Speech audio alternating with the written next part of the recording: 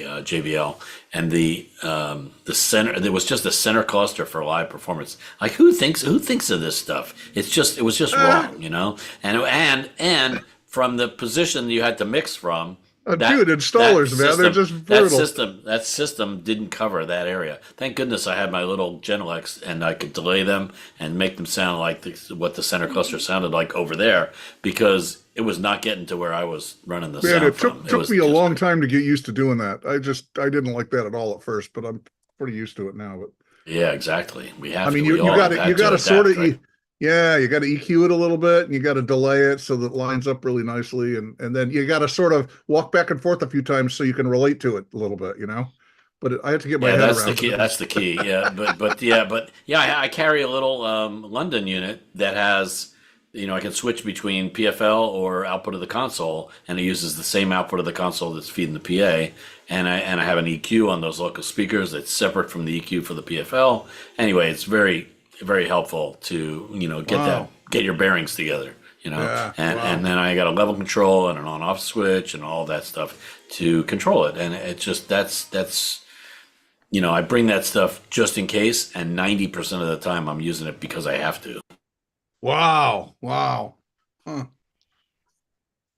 That's impressive. But that sound system, that was a very impressive sound system at that venue, but just not quite implemented right. It was too bad. That's all. You know, we just did the MMAs in the oh shit, what's it called? Early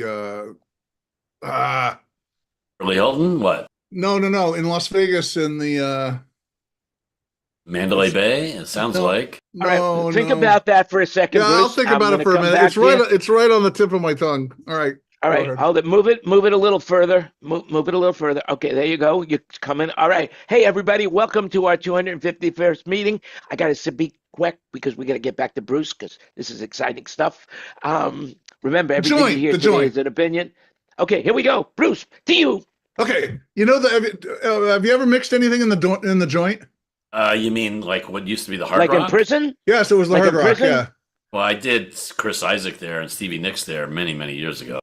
Oh, because their new system is all D&B, and they have a SL6 SL.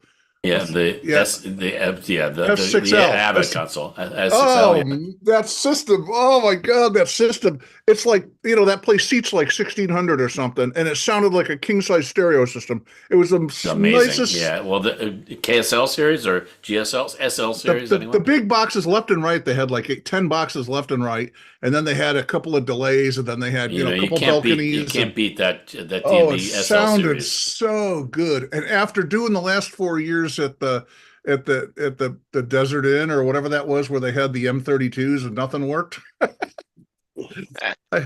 Oh my God, that was terrible. But what a nice change that was. Nice. What was the Mixed Martial Arts Awards?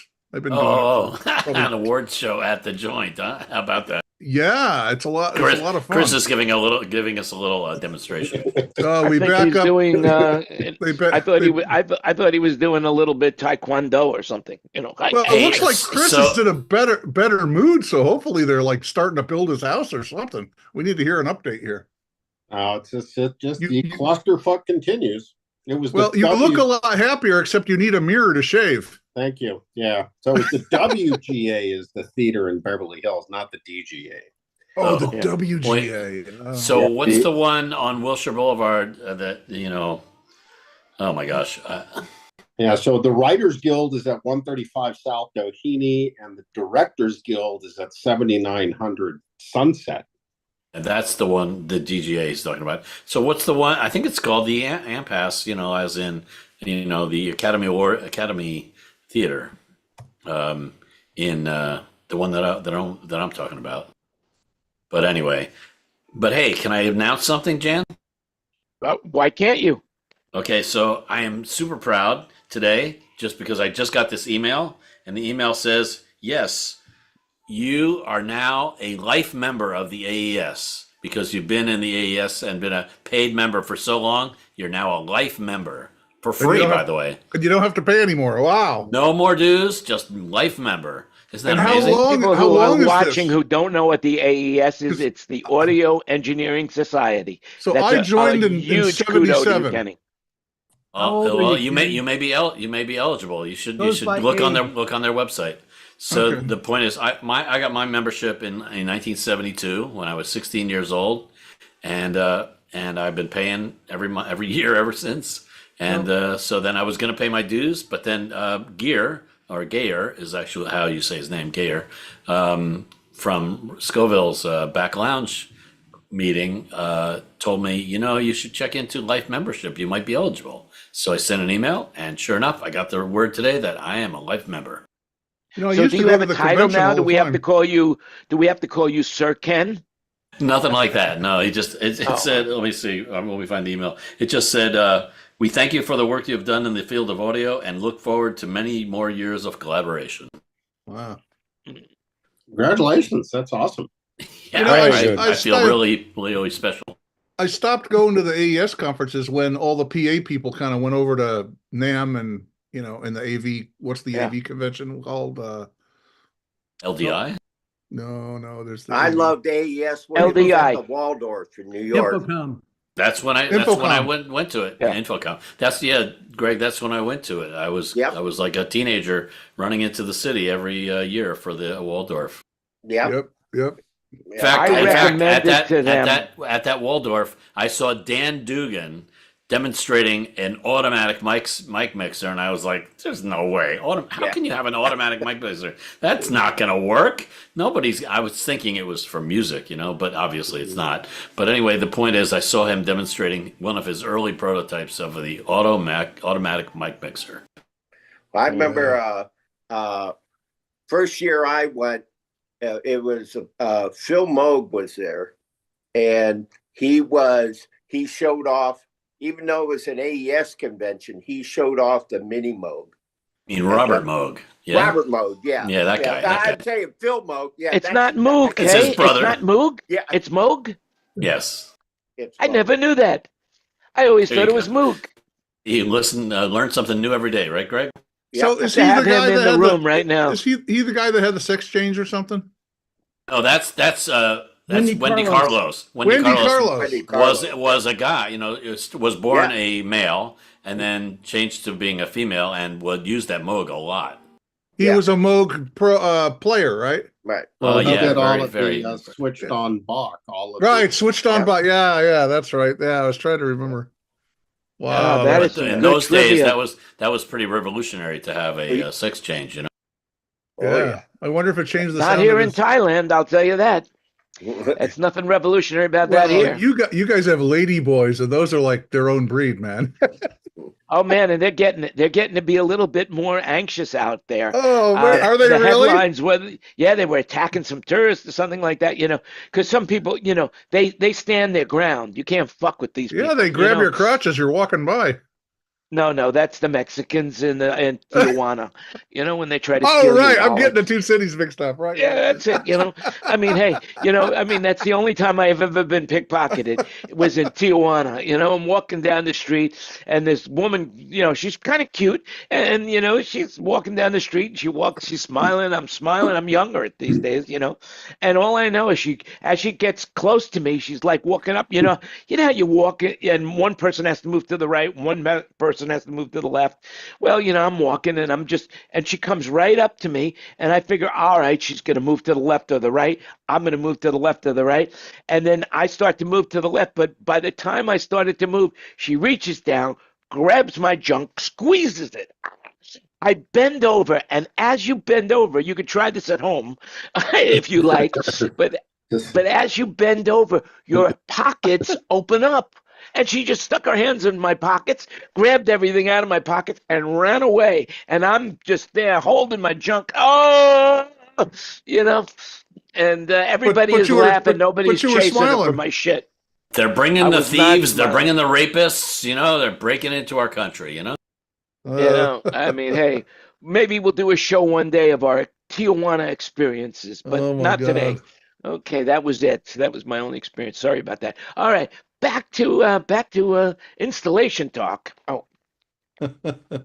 Well, so anyway, I have yet to see I mean, I don't know who installs some of the showroom stuff around Las Vegas, you know, an installer or a real sound company, but you know, I've seen some atrocious, most of the systems that I've worked in around the country where I've had to go and make the system work in the venue that some local installer put in have just absolute been disasters. Yeah, Yeah. and some Well, are Mike some are Brown really does great. that Some a are lot. really great. Too. Yeah, some are Mike really Brown great. does a lot of that. And you need to have a license. In other words, not a driver's license either. You Well, need you have to be a an licensed engineer. contractor. Yeah, Yeah, you have to be a Yeah. licensed contractor. And they're So, very hey, strict. speaking of which, I just found out that somebody that I met about 10 years ago is now working for Shure, has been working for Shure for 2 years now, and he's in like customer service, customer support.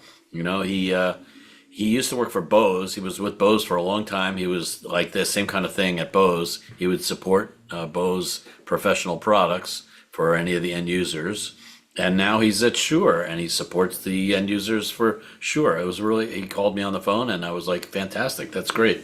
He told me about the Axient Digital in-ear systems and how much better they are than the previous systems. And he told me about these new, what are these new microphones called? Nexodyne series of mics. I don't know if you guys have had a chance I'd like to use to know those. more about that. Ken, have you bought any of the new PSMs? Oh yeah, Axient How are they Digital? working out? How are they doing it? they're starting out on people. It's just now starting the spring tour. You know, I got them out on a couple tours that started out. We're still getting organized, everything what we got to do with them, but they seem to be fine. They're Is a little that their more, version of the WMS? yeah, It is Yeah. WMAS, yes. you have the Mentioned four that, yeah. channel now. You can open them. They'll be able to open them up in June. You can buy a code to take it to 8, 12, or 16. Really? Yep. Wow. Oh Yeah. my goodness. But Yeah, they're the quite PSM dear. 1000s were very popular, very, very popular. There's got to be zillions of them out there right now. And so, do you Right. think, Ken? Do you Well, think people I'll are get going to this. be Here's an upgrading? interesting statistic. Let's see if I can remember the numbers. I don't remember all the numbers, but he said Claire Brothers wanted. You know, they bought what, like, I forget the number. I think he was 20,000 units of the Axient 20,000? Digitals, 20 something like that, and you know what? They have a monthly standing order for 250 more every month. 250 Oh, every my month. God. What kind of business are they doing Are that they you need 250 more every They month? they own everybody now, you Time know. out. Claire's Wow. become the Borg. Not Ken, not Time Ken. out. Yeah, not Are Ken. you sure he wasn't talking Yeah, about not Brian. I've We been got Brian Scott in assimilated the and room it's too, by very the way. We nice. got another sound company owner here. You know, Are we sure he wasn't talking about Sweetwater? Because Sweetwater has a standing quarterly order with Shure for like $10 million a quarter on anything that, you know, any orders of what they always get first choice of anything. So that's why a lot of people lost a lot of sales to them over COVID because they were shipped first when there was shortage of product. I'm sure he was talking about Claire, but he didn't mention Sweetwater at all. But that's interesting. Wow, how about that? But can you imagine the amount of business they're doing if they need 250 more units every month? And by the way, they had a whole company meeting about it. He said, and they have to make sure that they don't shaft any of their other customers, because if you got to provide 250 units every month, that could be your entire what you build every month. I don't know. Right. Well, the other point too is that they also bought a bunch of the Sennheiser systems. They had a big training up there a couple weeks ago in Lidditz. they had one on the 13th at Empire Pro in Los Angeles. I think I mentioned it in one of the shows, but anyway, yeah. Kenny, are you sure that it was Claire Brothers, not Claire Smith? I think Claire Smith is the buyer for Sweetwater. I don't know, maybe Could be, but might not have even been Claire Brothers. It might have been just Claire Audio or something, but it was Claire something. Well, I don't think that would happen. Anyway, hey Brian, what's going on down there in North Carolina? Not much. Well, thank you very much for that. A lot of bad weather, though, right? A lot of bad weather. That's the extent of it, and we still got people sleeping in tents and freezing weather up here. So And then they just got flooded out 2 weekends ago. Everything that they were starting to get reestablished on, we had a storm come through and knock them out. But festivals and stuff start up in about another month, so things will be picking up. This is really the slow month. Is it time for the Merle Fest yet? I'm not associated with that one, so I don't know off the top of the head, Ken. Cliff at SE Systems usually does that. It was, is it Merle Haggard? Merle, I can't remember. But it's every year, does bluegrass, the whole country and all that stuff. Yeah. I'm trying to get, I've got a couple people trying to pick up a couple of stages up in Bristol. They have a big week-long 16-stage bluegrass festival up there. So trying to get associated with that one right now. Right. So now, don't they have, what's the biggest festival there in North Carolina? Doesn't it begin with an S, like Spagnoli or something like that? Oh, there's some pretty good sized festivals down in Myrtle Beach, and that's 4 hours away from me, so I don't deal with a lot with them. Charlotte only has one festival, and that's usually in the late summer, and it's only been going on 3 or 4 years. So what's Charlotte's last name? Do you know? It's Queen Charlotte. Oh, Queen Charlotte. Oh, okay. Charlotte, North Carolina. You weren't talking about a woman. I got it. Yeah. Okay. Yeah. I mean, there's a couple big shows around the 2 motorsport races, but they closed down a lot of Uptown for that. But that's SC Systems that does that. Got it. Well, swinging over to our man in the street in Seattle, Mr. Hare. How you doing, Kurt? Just working in the shop, trying to get ready for the crazy season. Well, we were just talking about the Axient digital in the year. We know that according to a man on the street in Los Angeles, that they've ordered, 10,000 units? We just want to know if you've ordered more. No. Okay, there we go. Moving on. Do you use those? Are you buying into those at all yet, Kurt? Not yet. We're still got PSM 1000s. We'll see how it goes this PSM summer. 1000s are great, but according to the guy that I was talking to, these new ones are pretty different, dare I say, sounding. Would you say they sound different, Ken? Yeah, they are sound a little cleaner stuff there. The only issue that people are asking about is latency. And we've had a discussion at the AS event that I did a couple weeks ago. We did a discussion about latency through your mix path of your monitor world in front of house and to figure out what you do and what is tolerable, determine what's tolerable for you and intolerable. So that's a thing too. That's the same question that's coming up on the Sennheiser's latency. There is some questions with the sound devices stuff with theirs on their online to go straight into HMA.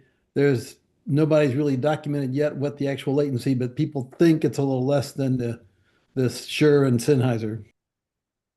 I still see tours where they'll split critical inputs and send them to an analog desk and then take an input from the digital monitor console for the things that person's not playing. So if it's a singer, guitar player, frontman, his guitar, his vocal will split, go to the analog and the digital, and then they'll take a submix from the digital back into the analog and send him all that stuff. So his own playing and vocal are not latent. That's because of the console itself. But I guess what Ken's suggesting is that maybe the Axient digital system introduces a little bit of latency. How much latency is involved in the Axient digital, you think? Well, there's there, but also with all the transmission, how you're doing, whether you're doing AES, where you're doing convert, how many times you're going from analog to digital, how much you're doing for plugins. Every plugin has accumulated. Oh, sure, yeah. It all adds up. And then you start. I think it also matters is how many channels you're using. If you're only using so many, you can have them on a wider carrier, for lack of a better term, and it's supposed to be less latent. Well, is that right? Oh, yeah. Wow. When you do the bigger ones, when you start combining them or multi, 16 or more, you start looking at latency in that too within the wireless. You also have latency on the wireless microphone. Right. That sounds just like what happens with satellites, where you use something called slotted Aloha protocol to basically, it's a choo-choo train, and you load packets into the cars, and the choo-choo train never changes size. And the length of the choo-choo train is known as the window size. And then, but yeah, there's a lot of issues with transmission of data on a shared. It's just like Dante. Dante's does the same thing. You start loading up Dante and your latency is going to go up. Come on, Fred. You got to say choo-choo train. Choo-choo train. Train. The choo-choo. It's the choo-choo. You got more train, cars. Charlie. You got more latency, right, Fred? So, talk about latency. We got the big now is everybody going to Milan, you know, all the manufacturers are starting pushing Milan. Is it the reason that they're pushing that? They're talking about micro latency, which is actually phase issues and stuff there. And the question is it do you have micro latency when you come straight out of the networking, or is it when you hit a switch and the switches don't treat the networking properly and it gives you micro latency? Okay, so that On the depends. protocol. It depends on the switching method. So most switches use what's called cut through. So they basically examine the MAC address portion and then start forwarding immediately upon reading just that one section of the packet. But then there are a whole bunch of different switching methods, and then there's Cisco actually makes one, which is, it's pretty rarely used, but it's store and forward. So basically the whole packet comes in, they check to see that the packet is checksums are all good and the data is correct, and then it sends it out. And that obviously, if you use that as a switching method, that would not be good in audio networks. Right. Audio, the majority of them are using tagging, though, Chris. Oh yeah. And then obviously, yeah, there's VLAN tagging or anything like that. Yeah, there's packet tagging even. Not even it's beyond. Yeah. That's why you don't want to use trunks if you can avoid them. I would just have VLANs assigned to port numbers, and you don't need to actually. Well, it's going to get tagged anyway, but then. Then there's ISL, that's the Cisco protocol for tagging. And then they've got all these, then you start getting into all of the packet stuff. Right. Hey, I got a question for the group. I was talking to Barry's musical director the other day because he musical directs at a church also. And one of their congregation members offered to donate a bunch of money if they would get wireless microphones, because right now they don't have any wireless microphones. And he said, you guys need wireless microphones. You should get some Shure SLX. And oh, good. I'm glad you acted that way. So I said to his name is just Ron, run down to Guitar Center. Exactly. So I said, Ron, I think you should. The lowest you should go is ULXD, not ULXD, SLX. yeah. Don't go any lower than ULXD. So would you guys agree, or have you had great experiences with SLX, that it's okay to use? No, you're right on the money. Yeah. So ULX and not only is the that, bottom. they could save money. Believe it or not, they could save money by going ULX because people are dumping their ULXs.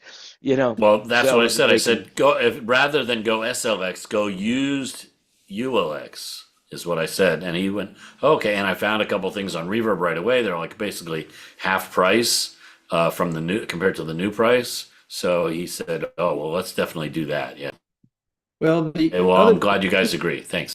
Well, the problem is the reason people are dumping them is because the UHF spectrum is shrinking, and all the old stuff, only had blocks, which is where the Axiom Digital thing is. Everybody wants to buy it. Way wider. Wide band. Huge swaths of spectrum that they have choices from. Whereas wireless technology didn't have that. Yeah, I was going to say, Ken, make sure you tell them to make sure the frequencies of the units, match up with the area that he's in. Yeah, I was gonna. Yeah, and that they haven't outlawed any of the groups that he would need, Right. Well, So it's that- ULXDs come in G50 and H50 or something. I forget I what don't else. remember. Yeah. Okay. It goes Yeah. by frame, but they have sections you can be in, and you got to watch where you're doing there, how it is. Because the other thing, if he's going to be in a church, what is available in that frequency range where he's going to be. So you got to decide that way. The other Sure has a page on that on their website that he can Yeah, just that's a go good up place to to and start. figure out. Yeah. Ken, do you What frequencies are available and what's the best frequency range to go to in that marketplace. does Got your it. artist have a Shure endorsement? No. Maybe you need to meet the Shure artist relations rep, Yeah. What's their name again? Ryan? Is that Ryan Smith still? Ryan Smith here in Nashville. Yeah. Yeah. I've known Ryan for a long time, but yeah, no, we don't exactly have an endorsement. We just use their stuff. Weren't you just talking to somebody? I was talking to. He's not an artist. I try not to endorser pay kinda guy. attention, but I Right. remember distinctly you were talking about that. Yeah, I just somebody that used to work at Bose now works at Shure, and they were really cool. He said he's going to be in Vegas in a couple weeks when I'm going to be there, so we're probably going to get together. He's going to show me that new Nexodyne mics and maybe even the Axient Digital IEMs. I just heard those a couple days ago. Which ones? The mics? But yeah, the new Nexodynes and Yeah. What do you think? and the baby 421s. Oh yeah, I'm curious to hear about the 421s friend of as mine well. writes for Pro Sound News or Web or I don't know, one of those. And we were at the casino and he was mixing in the showroom there, not on my rig, but in the installed rig.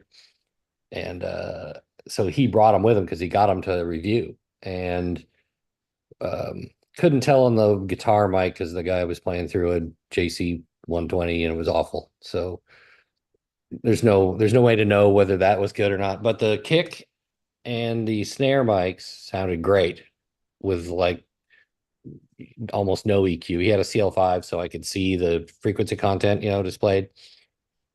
Didn't really need to EQ him much. I mean, it was a well-tuned kit. It was a clear. So do they? You saying they have a new Nexodyne kick mic? And a snare and vocal mics. Oh, I And it's only weird thought it was because it vocal kind of mics. And guitar mic. And guitar and mic. guitar mic. Oh, But the okay. drum mics and the instrument mics look sort of like one end of an old school telephone. It's got Oh, like no kidding. Oh, okay. Really? Got it. Really? it kind of like bends side over. address kind of thing. Kind of, but it has a little angle to it. And the clips, I went up there on stage with him and we were playing around with it. And you could clip on the snare mic and it'll stay. And then we didn't use the tom mics because we wanted to hear the mini 421s, and they sounded Yeah. great. I bet And they the sound as good as 421s sounded great, full and they were- size 421s, right? I have to quite. have one next to each other. I mean, I'm going to buy some for the summer, and then I'm going to A/B them, like literally put them both on a drum and hear them at the same time. I think what's different is the bass port is changed a little, and the proximity switch is gone. But we so- never wanted that proximity switch anyway. That was just for some people that wanted it. Yeah, well, it's been around since The 421 is a Sennheiser, right? yeah. Right. Correct. Yeah, So- and then Yeah, they've got because the I don't hear Mini, much. which- We don't hear much talk about Sennheiser these days. Yeah, but the new Mini is supposed to have the same electronics. That's what they say. Same diaphragm. The smaller footprint, and Yeah. It probably doesn't have a funky clip that you can't replace for less than No. $30. No, it doesn't. apparently the clips are supposed to be pretty good on Yeah. the Minis. Exactly. Yeah. It Yeah. was, and it wasn't a struggle to get it in there on the toms and clear the cymbals anymore. If you had a right angle XLR and the mini mic, you're set. Uh-huh. Oh, okay. But we were And- able to get it and- underneath the ride cymbal onto the floor tom and not interfere with guys' two crashes. What I'd be curious of, Kurt, is you must have some of those. Now I can't remember the model number of it. Shit, I'm so bad. The tom mics that Sennheiser has these days. Before the Mini 421. Those There's little two of them. plastic things, There's Yeah, two what are of they called? casino mics. Oh no, they're great. They're so easy to put on and off, and Yeah, but they sound don't sound anywhere near as good as 421. 421. or- But here's the big drawback of Melodic stuff. 421. 421 in my book, the big drawback was always the off-axis sound of them. I mean, they make the cymbals sound horrible. That's Just what remember, I everything here today is an I opinion. don't- So Yeah, there you go. my experience was that they have a very wide pickup pattern, and so you hear the tom. Tom sounds great, but then you also hear when you want to hear. Well, it might be also that because of the positioning difficulty, they weren't always in the best spot. I'm sorry, Could be, Kenny. could be, yeah. How does it sound again? Could you do that one more time for us? It made the cymbal sound like instead. Oh, so like a cat. Woo woo woo woo. I'm sorry. Kind of like a choo-choo train. The choo-choo train. And has anybody played around with the new Earthworks? Earthworks has a new mic that's been re-engineered. Most people just use those for references. I've never heard somebody. A lot of their drum mics. They have a catalog, a series of drum mics that are supposed to be really great, and also lectern mics. Don't they make a lectern mic that's really great? They had the original one that has kind of a longer gooseneck, and then they have a V2 version now, which has that's a smaller capsule, smaller gooseneck. Just overall, the footprint is smaller and better. Phantom power. Apparently, they were having some issues with the with if you ever unplug one accidentally, the electronics were pretty sensitive in the old one, and the new ones are supposed to be better, and they're not as hot on gain. So the older Earthworks, I mean, in some cases you don't even need any gain, right? And it would even redline on a snare mic, for instance. And then on the new ones, what they're saying is that they took about 3 or 4 dB off, and that way you can get a much more, you can get a better gain management. They sound great, though. I've heard several times a guy that comes through on tours, our rig seems to hit us every summer, and his whole stage is Earthworks, drum mics. Oh wow, sounds great. Yeah, I was it just seems that Shure is is the big dog in the arena right now, though. Wouldn't you guys say that? I think they're the Yamaha of microphones, if you will. You know what I mean? Yeah. In other words, they may not be the best. A long time. They may not be the best. They may not be the best sounding. But they're repeatable. They're consistent from mic to mic, and they've got a broad array of products. You know what's great about them? If you're a framer and you're in a band, you can hammer nails with the 57 during the day, and you can put it on your tom-tom at night. There you go. 57? Yeah, 57. As long as the ring is screwed on tight so it doesn't rattle when you whack it with your stick. Oh, wow. Coming down to the end of my time here, but yeah, but that's an interesting one, Bruce. RE20 works better for framing. Yes. Does it really? Absolutely. Well, the RE20 is the same as the 635. We use 635s all the time. 635s are still in use, really? Yeah, wow, that's great. Because that was the standard for decades. But then it changed to RE50s, and then I don't know what. Well, the RE50 is a 635 with like a costume on. Is it? Is that right? Exactly the same inside. It's got a windscreen over the top of it. Those are the Electro Voice. Those are the EVs. Yeah, you're talking about. Yeah, for ENG work, those are very popular. But so I noticed that the TV show The Voice, here in the U.S. anyway, they were Sennheiser wirelesses forever, and now they're Shure wirelesses. So somebody somewhere wanted that change. That's a big deal. Oh yeah. Oh yeah. I'm curious to know one thing. We have somebody, I don't know if you could talk about it because, of the NDAs, but at NASA, when he's microphoning these rocket ships that are going up and down, what microphone do you use? Can you talk about that? Ask Gregory. There's the man. We blew up a bunch of them. I had over 400, and so I had a huge budget. So I just said, okay, I want 20 RE20s. I want 20 U87s. I mean, I just want Jesus. Crazy. Now we know where our taxes are going. Wait, let me call Elon and tell him what you said. Yeah, go ahead. Oh, he's listening to everything. He's monitoring everything right now. He's grokking it all. But is he watching the Eagles? Have you guys been watching the Eagles? Man, I forgot. I've been watching the Eagles. One died, eh? One died. I think the Yes, third one died, one right? didn't make it through the storm, as they say. There was a What, the pretty little bad, one? pretty One bad of the storm. little ones, not the big ones, right? The little one, the baby. We'll never know which one it was, but yeah, obviously it was one of the babies, not the adult. I tell you, one of the things that when I watch those Eagles, and we're talking about not the band, but we're talking about the birds, that's up And in not Big the football Bear. team either. Yeah. Yeah. I mean, the it's birds with Jeff fascinating. Beck. Fascinating. You see the volcano on Hawaii is erupting again today? Yeah. Yeah. I What saw that. island? What's I'm the just same watching one? the birds, Delaware. watching the Eagles eat. No. Can I ask What Kurt a island did question? the what island, Fred? Oh, I don't that's the know, because main it came island. up on Isn't it? my That's in feed. Hawaii. Yeah, that's a big island. I think it's on the Big Island. Yeah. What were you saying, Denny? I want to didn't want to interrupt on the Hawaiian volcano there, but Kurt, did you make it down to Mayor Sound? I've been to Meyer Sound a lot.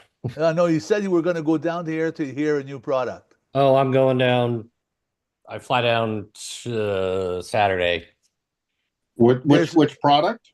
Yeah, actually, I saw an ad. Well, actually, there's a new product advertised. Well, not advertised, but on there's a webpage now for something called Hysteria, which is for theaters. Yeah, there's a whole new Yeah. cinema series. Yeah. I don't know. The Maxon said, "Hey, let's go to the factory. There's some stuff you should hear." So I don't know. I heard that when I was at the training. So they completely redid all of the sound at the Meyer Theater, and they've got all the latest and greatest stuff is now in the theaters. So we heard X80s. They've got 2100s. They've got the subwoofer. I can't remember the name of that one that does very, very low frequency. VLF. The VLF. And then they had then they've got these.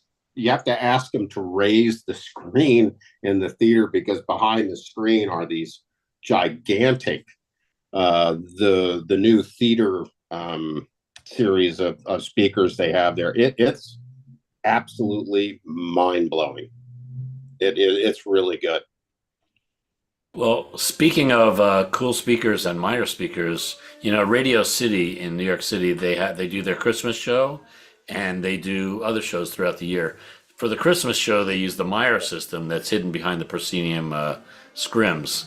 But for the other shows, they have the Vertex system. I heard a rumor that they're replacing one or maybe both of those systems with a holoplot system. Have you guys heard anything about that? Something was said on the Scoville's. That was me. I was yeah. asking on there also. Okay. Yeah. That's how we start a rumor, just like that. Yeah, man. exactly. There you go. Yeah. I'm curious to find out what it's all about. I'll be at Radio City in about 3 weeks, and I'll ask them if they can tell me anything. Well, very good. And Manilow's playing there, or are you just going to see something? Yeah, we're playing there. Aren't you carrying Right. full production, Ken? Yeah, but we use their stacks and racks in there.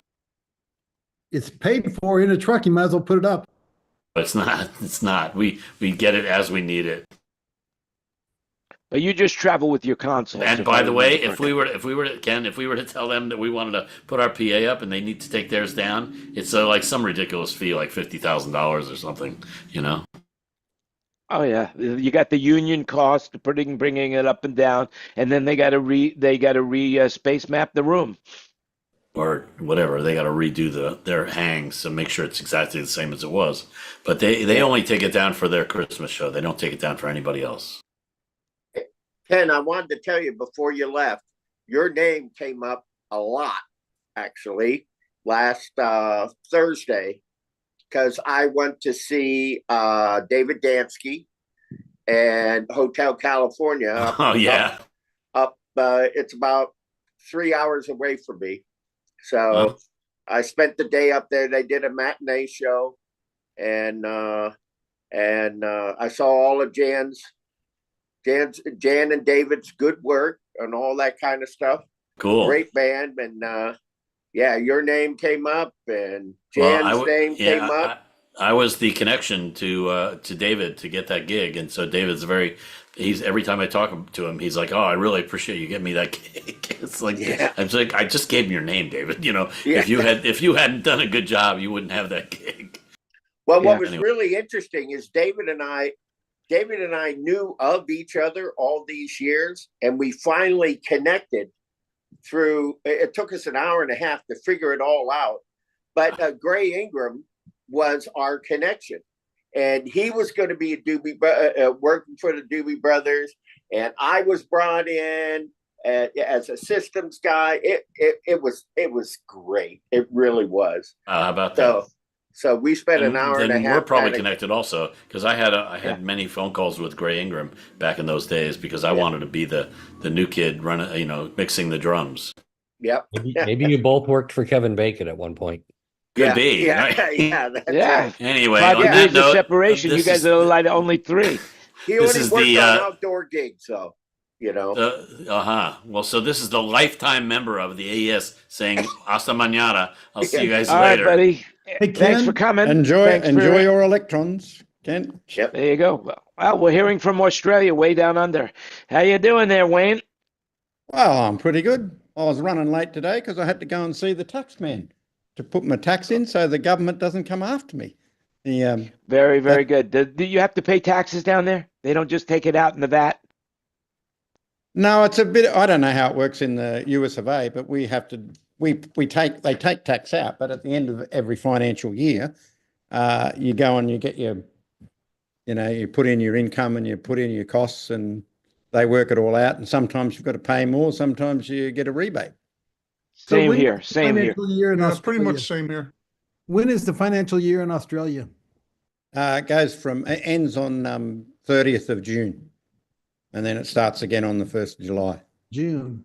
Because I was always wondering why there's so many manufacturers had like March 31st year in and started April 1st. And then a lot of them were English and Japan and all that stuff there.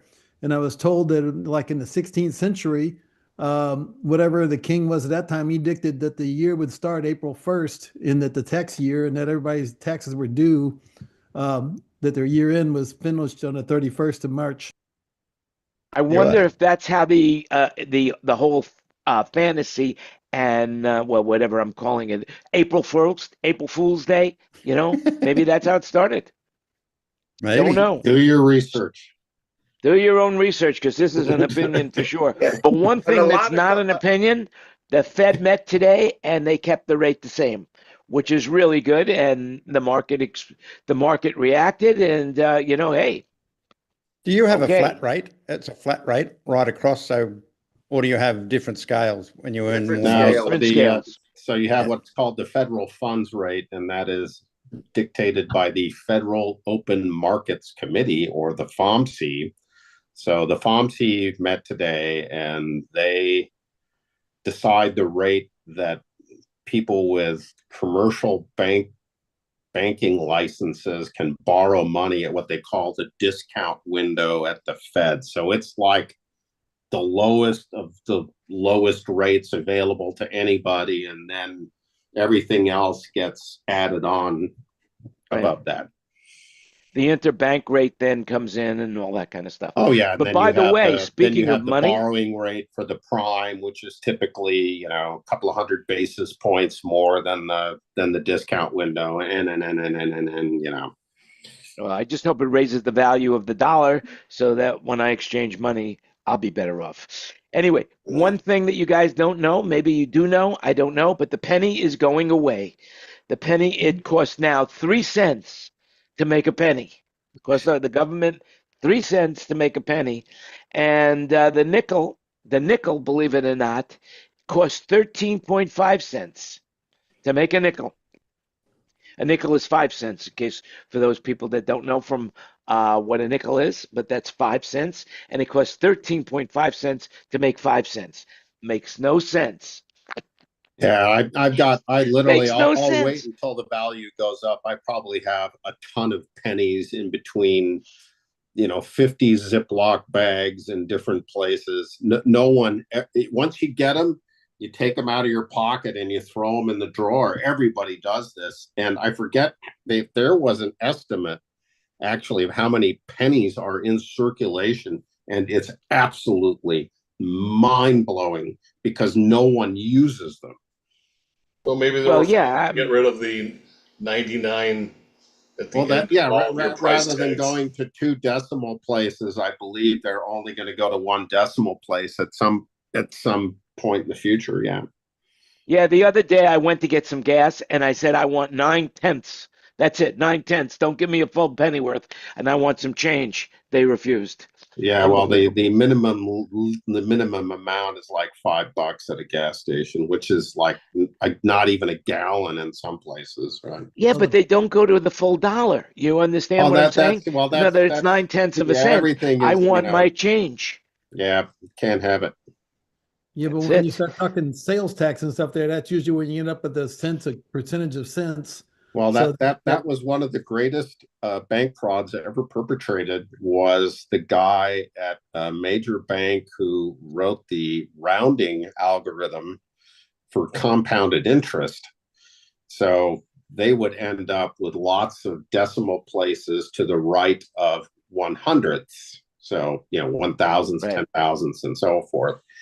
And instead of rounding up and just eliminating those, he was collecting those 1,000ths and more cents and depositing them into an account. And it was completely untraceable because all of the rounding worked, but nonetheless, he was keeping these fractional amount of cents in an account. And when you're compounding interest on several million accounts every single day, this guy was making a shit ton of money. The only way they caught him was because he was actually sitting at a computer that he shouldn't have been at. Well, it's interesting you should say that. There is a bit of trivia to that. Richard Pryor in the movie Superman 2 actually characterized that particular person who got caught. And if you watch the movie Superman 2 with the late Gene Hackman and Richard Pryor in it, he is caught, and the late Christopher Reeve, he's actually caught as a millionaire, and they're trying to figure out who did it. Here comes Richard Pryor in a brand new Ferrari Dino, I got to go watch that again. I didn't even know Richard Pryor was in that movie. Yes, Superman 2, filmed at Shepperton Studios, because I was rehearsing with in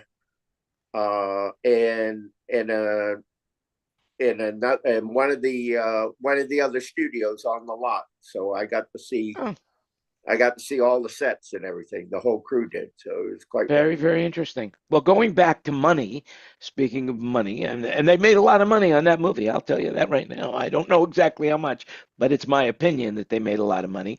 And in regards to these little fractions of cents, you know how corporations make a lot of money?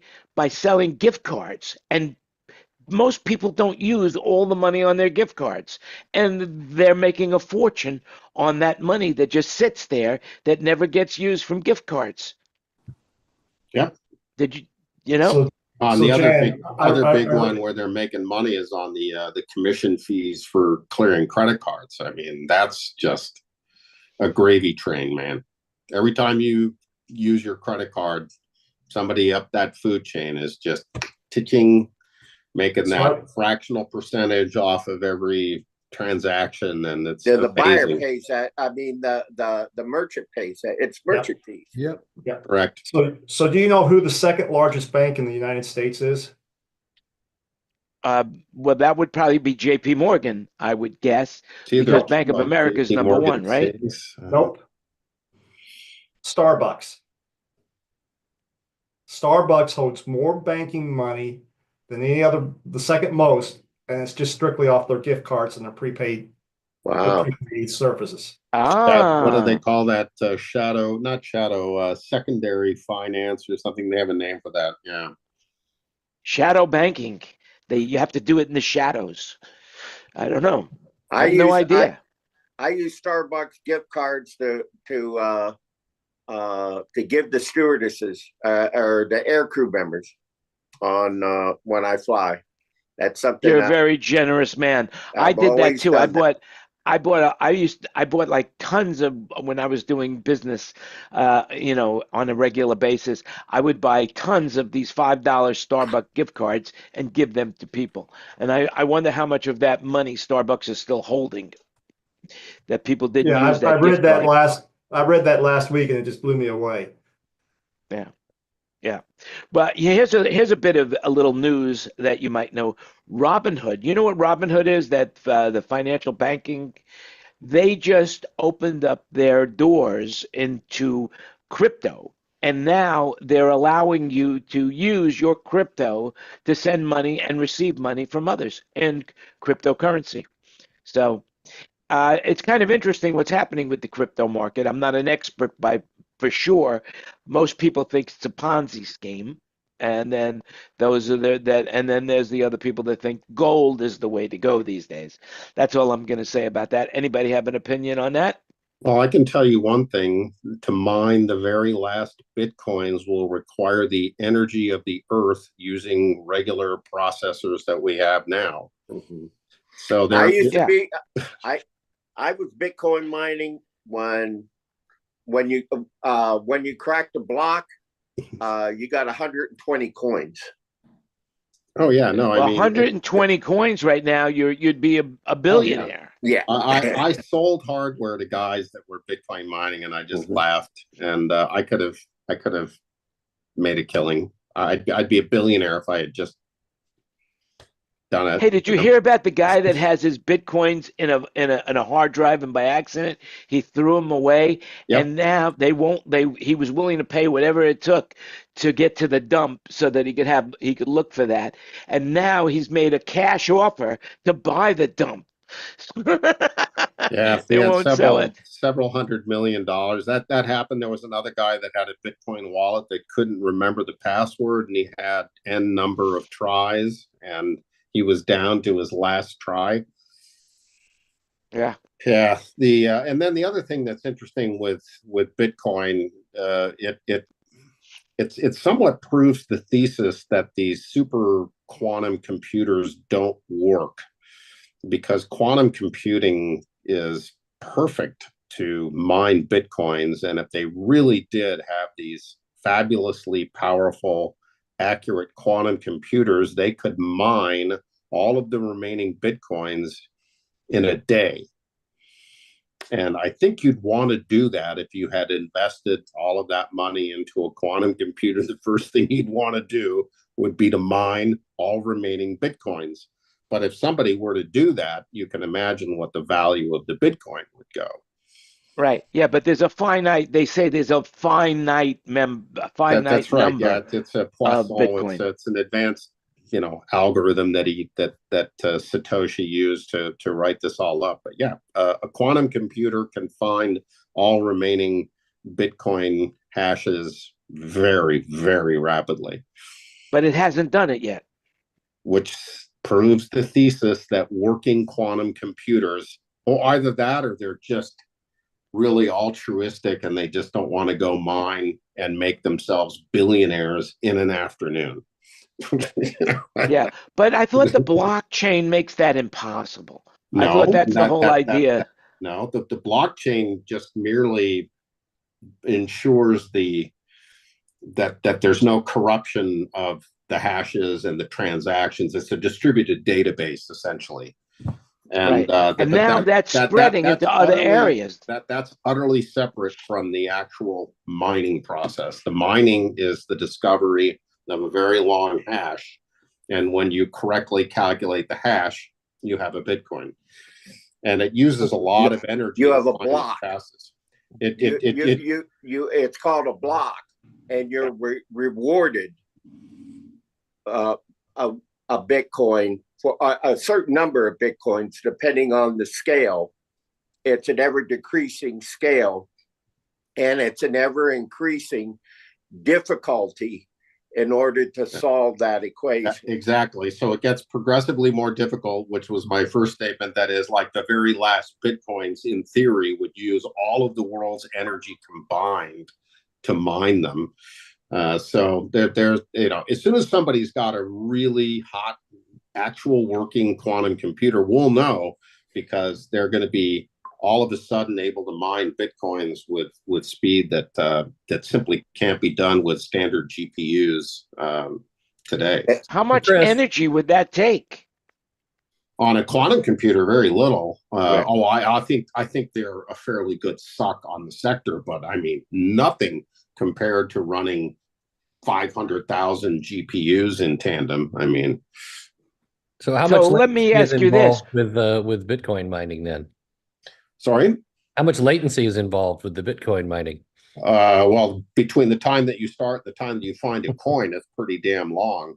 We my mother's got a small office building, and this lady that kind of runs it for her, she went into the unit and it was as hot as a sauna in this lady's little 300 square foot office. So Here's a Bitcoin miner. so at any rate, so she took a picture of this strange looking contraption, and as soon as I saw it, I knew exactly what it was. This massage person was mining Bitcoins because electricity was included with their lease. So they had free electricity, so they put a mining rig in a 300 square foot office, and it was about 85 degrees inside that office from that one rig. That's insane. That's insane. That's really insane. Anyway, I used to so do deals for electricity and cooling included, and then I would pay for the rack space, and in large data centers. So I go in there with 50 to 100 Bitcoin miners, just sitting there, and I was pulling unbelievable amounts of electricity, and stay there until I was kicked out, and then move on to the next one. Change hey, the we're getting company close. name and move We're on getting to close to next the one. end here. We're getting close to the end. And there's two stories that I definitely want to cover that we didn't cover today, All right. and that is Sonny Williams and Butch Wilmore. Greg, I'm going to let you talk about that. Well, they're home, and it was an absolute beautiful day in Florida. I will tell you that there was no savior thing going on. This was decided to bring those two back on the Crew 10 mission way back in August, after they determined that the Boeing Starliner was not viable. So they were always gonna come back on the SpaceX. It was the most cost effective and the safest method for them to go ahead and do that. They could have rushed a mission, but they looked at the numbers, and it would have been $120 million over NASA budget. Well, listen, this is what I wanted to say about that. Number one, they're astronauts that went up for an 8-day. It's like, This is a tale of the castaways. Gilligan's Island all over again. Yeah. But 3 hour. We're going to start calling you the skipper. Yeah. Yeah. The issue is, space is hard. Look at the past 2 starships that blew up. That rapid disassembly was not planned. Right. Well, they were supposed to be there for 8 days, there for 9 months, and I noticed that they couldn't even walk. They had to put them in. They had to put them in wheelchairs. Operating procedure. Everybody does that. That's SOP. There was the Kelly twins. There was a guy. There have been many astronauts that have been up for over 100 days in space. It's your body gets used to weightlessness, and when you're back on ground, just lifting your arm is a huge effort. Your body it takes a long time to get back. Can you imagine how much overtime those two racked up? Oh yeah, Oh yeah. And the other thing that Yeah. was remarkable, if you noticed, those guys were wearing SpaceX suits, which means they obviously got the fitting information from Boeing, and they Well, flew they up. had to. Yeah, they had to fly up the empty suits for those guys. So Yep. that was pretty cool. They had You know, those suits, I noticed one thing. The boots that they wear look like fisherman boots. Yeah. I wonder, I wonder I if they think just those buy them are from integrated fishermen's. into the Yeah. into the suit, but those suits are like $1 million each. Yeah. Well, the other thing Wow. that I heard on too, when you're talking about the suits, the chair that they are flying back in is custom sized too. Right. Oh, really? Rest, everything on that, it was customized Oh, to wow. the body. And what I didn't realize until I was watching it yesterday is that before they push off from the sat, I got to thinking about that. It was 17, almost 18 hours from the time they left till they got there. They're in the seat the entire time, and they have to have their arms strapped down before they leave so that their arms aren't fleeing when they're Right. coming in. It's tied into the cross Yeah. straps. Tied into their harnesses. Yeah. Right. But So don't they remove those at one point, or they have to have their arms strapped in for the whole entire trip? my understanding was it was the whole entire trip. I could be Oh wrong. my God. That was my whole. Well- You're setting this for 18 hours. Don't they think so tethered- because they have to touch some buttons, but then I Yeah. think they self. Yeah. It's Patch. Velcro. It's Velcro. It's not like, yeah. They just keep you from flailing. So You need to hit the button. I can't hit the button. But still, 17 hours. 17 hours. Poo break. I mean, Well, there's no room Integrated. in there. If you looked at it, there was actually no room in there. They had to remove the footrest in order to get the first guy out. They had to remove all 4 footrests. Yeah, The yeah, guy I had to know. crawl in there. Oh no, those suits are Diapers. designed for pooing and peeing. That's That's the why reason it's the rubber- that's why they're that's $1 the million reason the rubber- suits. That's the reason the rubber boots, Jan. Oh, there you go. That's where they store it. All right, yeah, that's it. there are, The smell. Oh my God, the smell. Ugh. NASA is very, very good at they've been designing diapers for many years. And Now the I have a question actual- for you. The Greg. actual toilet in the space station is like $4 million worth of kit. Yeah, but basically what that does is that recycles those that poop and pee so that they could reuse it for whatever they're reusing it for. Cocktails. Yeah, molding clay. I don't know what it is. It's it's the clay project where they build things. Whatever. I don't know. The other story that I wanted to talk about, and I know we're getting late in the time, and that is, did you hear about the scam that they put together with Amazon and iPhone stealing? There was a crime ring, and bribes helped the crime ring steal thousands of iPhones as from porch pirates, and basically what they did, they set up some sort of organization where people knew that they were getting, the people at AT&T would sell this information to these porch pirates, and then they would organize it into selling and stealing these iPhones that were coming from Amazon. You hear that? That one. Well, there you go. That's pretty awful. not surprised. Yep, that's what it was. So anyway, that's it for us today. Is there anybody that would like to say something before we say goodbye to the to the public? I will just go ahead and put in a commercial for Hotel California. If you like the Eagles, go see them. They were They're very good. Very, very good. fun Excellent. band. HotelCal.com. So There you go. Thank you for sharing that. That we really appreciate it. Cheaper than buying Anybody tickets at else the have Sphere. anything? Ken? Cheaper than buying tickets at the Sphere. Yeah, there you go. Anyway, listen, guys. The Eagles are just announced 4 more dates at the Sphere. And actually, the interesting thing is the Sphere is bleeding money. From my understanding, they're just bleeding money. Let me see. I saw an they're article about building mini spheres, though. Sphere posts quarterly loss. Flat revenue. Sphere Entertainment, the corporate parent of the Las Vegas venue, They posted a second quarter loss of 126 million. So far, they've lost $308 million, so or something like that.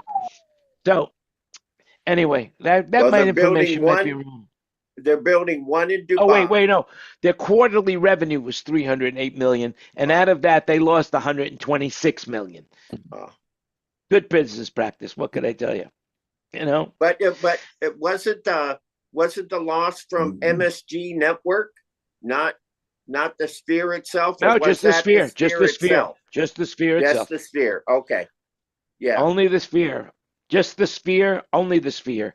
By the way, next week I think I'm going to try to get a new sponsor for the show. Not that we have a sponsor right now. Prevagen. I think because our memories, we can't remember shit. So we'll see that. Or the cheap method, ginkgo biloba. Ginkgo biloba. There you go. And with that in mind, let's say goodbye to everybody who's listening. We'll stay in the room. We'll talk about whatever we want. Thanks, everybody, for a phenomenal show today. Absolutely interesting. I was sitting on the edge of my seat because the back of my seat broke. What can I say? Sitting on the edge. The edge of technology. Here we are. Remember, you make it happen. Have a great week. We'll see you 252 next week on Wednesday. And until then,